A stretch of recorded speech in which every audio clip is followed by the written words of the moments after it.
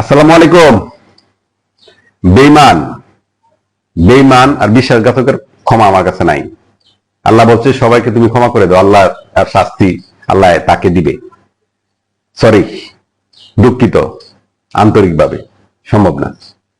তো তার মানে এই না যে আমি একজন বেঈমানি করতে দেখে আরেকজনকে আমি সাহায্য করব না, এক বেঈমানের জন্য আমি সবাইকে বেঈমান মনে করব। আমি কিন্তু এরকম না। কিন্তু আমি এটা বুঝতে পারবো যে সে বেঈমানির প্যাটার্নটা কি। বেঈমান একটা মানুষ বেঈমানি যে করবে অথবা বেঈমানি করবে না বোঝা মুশকিল। তারপর একটা ধারণা আর কি, মানুষের তো বোঝা মুশকিল, মানুষের চিনা কিন্তু মুশকিল যে আপনি সে আপনার সাথে বেঈমানি করবে অথবা আপনার সাথে বেঈমানি করবে না, এটা কিন্তু বোঝা মুশকিল। ঠিক আছে? তো একজনে আমার সাথে অনেক বেঈমানি করছে বলতে পারে তার স্বার্থ ছিল, স্বার্থপর যারা তারা তো সবসময় বেঈমান থাকে। তো বেঈমান চেনার সহজ উপায় হচ্ছে সে স্বার্থপর কিনা, নিজেরটা বেশি বুঝি কিনা। একটা বেঈমান আপনি কি করে চিনবেন? এটা স্বার্থপর মানুষ সবসময় বেঈমান হবে, মানে স্বার্থপর মানুষ কমন বেঈমান, এটা সে বেঈমান থাকবে। স্বার্থে আঘাত লাগলে সে আপনার হাতে বেঈমানি করবে। তাই আপনি বেঈমান চিনবেন কিভাবে? সহজে তার সাথে কোনো কিছু লেনদেন করবেন, মানসিক অবস্থা, অর্থনৈতিক অবস্থা, পারিবারিক অবস্থা।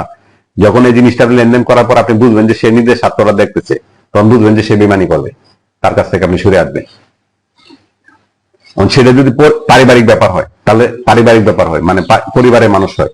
বেঈমান যে শুধু কোনো বেঈমান তো কোনো না কোনো পরিবারের সন্তান নাকি? অবশ্যই কোনো পরিবারের সন্তান। তাহলে আপনার পরিবারে যদি হয়, আপনজন কি হয়, তাহলে সে যদি বেঈমান হয় তাহলে আপনি কি করবেন? তার সাথে সুসম্পর্ক রাখবেন, কিন্তু এটা করলে বেঈমানি করবে আপনি বুঝবেন, তার সাথে এই জিনিসটা করবেন না। এটা কথাটা বললে সে আরো 10 জনের কাছে বলে দিবে, তার কাছে আপনি বলবেন না এই কথাটা। অথবা টাকা দিলে সে দাঁড় দিলে অথবা কোনো কিছু হলে অথবা কোনো বিপদে পড়লে তাকে আপনি পাবেন না। এর জন্য তাকে ওই সিস্টেমে আপনি তাকে রাখবেন। এই কথাটা কেন বলতেছি? বেঈমান আমি চিনি কিভাবে, এটা বললাম যে অফিসে মনে করো অফিসের স্টাফ, আপনি সে আপনার সাথে বেঈমানি করবে, হ্যাঁ, বিলান্তে বেঈমানি করবে, কি করে বুঝবেন? আপনি হাবভাব দেখে বুঝবেন যে সে চলে যাওয়া অঙ্গভঙ্গির কারণ যে 3-4 মাস হলে তো আপনি বুঝবেন না একটা পার্মানেন্ট সে আপনার কিন্তু চাকরি ছেড়ে বেঈমানি করেছে, আপনার টেন্ডারে বেঈমানি করবে কিনা, মানে আপনার টেন্ডার অন্য জায়গায় বিক্রি করে দিবে কিনা, অথবা আপনার না সবকিছু কাজ শেষ হওয়ার পরে সে ভালো বেতন পাইলে সে অন্য জায়গায় চলে যাবে কিনা, সেটা আপনি কি করে বুঝবেন? সেটা বোঝার উপায় আছে। সেটা আপনার বোঝার উপায় আছে। যখন আপনি লেনদেন করবেন, তার লেনদেন, তখন তাকে অর্থনৈতিক লেনদেন করবেন, তখন আপনি বুঝতে পারবেন। অথবা তার কাছে কোনো একটা প্রবলেমের কথা বলবেন যে আপনি এই কাজটা করবেন, তখনই সে আপনাকে বলে দিবে, তখন ইশারাতে আপনি বুঝতে পারবেন সে আপনার সাথে বেঈমানি করবে। ঠিক আছে? মানে এরকম ভাই হইতে পারে, বোন হইতে পারে, বউ হইতে পারে, শ্বশুরবাড়ির লোক হইতে পারে। হ্যাঁ, তো ওটা বুঝে তাই এর জন্য সবাই বেঈমান হবে, কাউকে আপনি সাহায্য করবেন না, বিষয়টা কিন্তু এরকম না। তো আমার এখানে একজন লোক থাকে, একজন মানুষ থাকে, তো তাকে আমি প্রায় 8-9 বছর ধরে তাকে আমি হেল্প করি।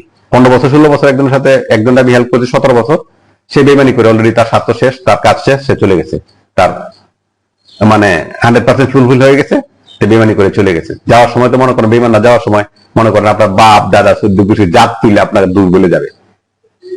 অকৃতজ্ঞ যারা তারাই তো বেঈমান হয়, অকৃতজ্ঞ যারা তারা বেঈমান হয়, স্বার্থপর যারা তারাও বেঈমান হয়। অকৃতজ্ঞ, স্বার্থপর, হ্যাঁ, এরকম মানুষ যারা থাকে এরা আপনার সাথে বেঈমানি করবে, এটা কমন, সবার সাথে বেঈমানি করবে, স্বার্থ আঘাত লাগলে সে সবার সাথে বেঈমানি করবে। মানে এরকম একজন আমাকে ধরুন একজনকে আমি হেল্প করবো, তাকে আমি সাহায্য করবো। এখন সে বেঈমানি করবে কি করবে না এটা তো সে জানে।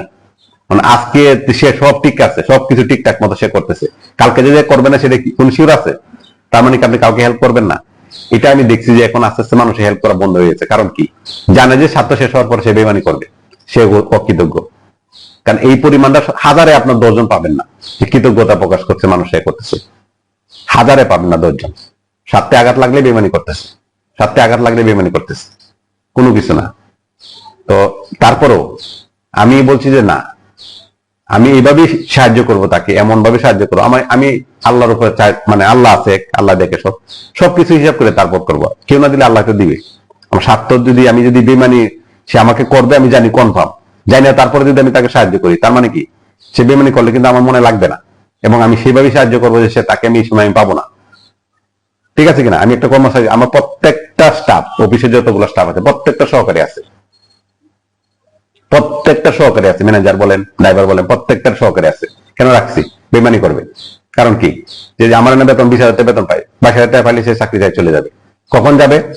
যদি 8 তারিখে স্যালারি হয় 9 তারিখে জয়েন করবে। আমরা যখন স্যালারি দেই, তখন আমরা লিস্ট করে রাখি যে এই লোকটা স্যালারি পাওয়ার পরে আসবে না। কারণ কি? রিপ্লেসমেন্ট রাখি, শিখে রাখি, কাজটা শিখে রাখি। কারণ কি? এই কারণ আমরা এটা শিখছি, ব্যবসা করতে করতে শিখছি যে সে চাইবে যে বিপদ পালায় চলে যাবে। এই কারণে আমরা যারা স্টাফটাকে, যে নতুন যে লোকটাকে, তাদের এক্সপার্টটাকে স্যালারি সমান সমান, প্রায় সমান সমান রাখি। নতুন একটা ছেলে আসলো, কারণ কি? তাকে কাজটা সেইভাবে শিখে। এই কারণে সে কিন্তু এখন রিপ্লেসমেন্ট যখন থাকবেন, প্রত্যেকটা মানুষের যদি 2 জন রিপ্লেসমেন্ট রাখেন, মানে ম্যানেজার আছে, অ্যাসিস্ট্যান্ট ম্যানেজার, ড্রাইভার আছে, সহকারী ড্রাইভার, তারপরে মনে করেন সব রিসিপশনে 2 জন, এরকম যদি রাখেন, তার সাথে যদি এইভাবে রাখেন, তাহলে কিন্তু সে আপনি এই যে যাওয়ার কথা সেও কিন্তু যাবে না। কারণ কি? সে জানে আপনি বিপদে পড়বেন না। কারণ সে তো মূলত যে বেঈমানরা যখন যাবে, তারা আপনাকে বিপদে পালাবে, তখনই তো সে যাবে। আপনার সুদিন হবে, আপনার ভালো হবে, তখন কিন্তু সে যাবে না। স্বার্থপর বেঈমান যারা, হ্যাঁ, লুবি বেঈমান যারা, তার অকৃতজ্ঞ বেঈমান যারা, তারা তো আপনাকে বিপদে পালাবে, বিপদে পালায় তারপর যাবে। যখন দেখবে যে আপনি সবগুলো বুঝে ফেলাইছেন, আপনি এরকম রিপ্লেসমেন্ট অবিশ্বাস করতে না করতেন, তখন কিন্তু আপনাকে যাবে না। একজন বেঈমান একজন বেঈমানকে চিনি, একটা স্বার্থপরকে চিনি, একটা অকৃতজ্ঞ মানুষ একটা অকৃতজ্ঞ মানুষকে চিনি। মানে আমি কিন্তু আস্তে আস্তে এরকম করতে করতে আমি কিন্তু চিনে ফেলাইছি। ঠিক আছে? তখন যারা নতুন আসছে, ভাই খুব আগে ভাই এরকম ছিল না, আপা এরকম ছিল, স্যার এরকম ছিল না, এখন স্যার এরকম হয়ে গেছে। আপনারা শিখাইছেন, তাই শিখছি। ঠিক আছে? তারপরে কথা, বেঈমানের কোনো ক্ষমা নাই। ভালো থাকিস বেঈমান, যারা বেঈমানি করছে সবাই ভালো থাকবেন। আপনাদের জন্য আমি দোয়া করি না, তারপরও ভালো থাকেন।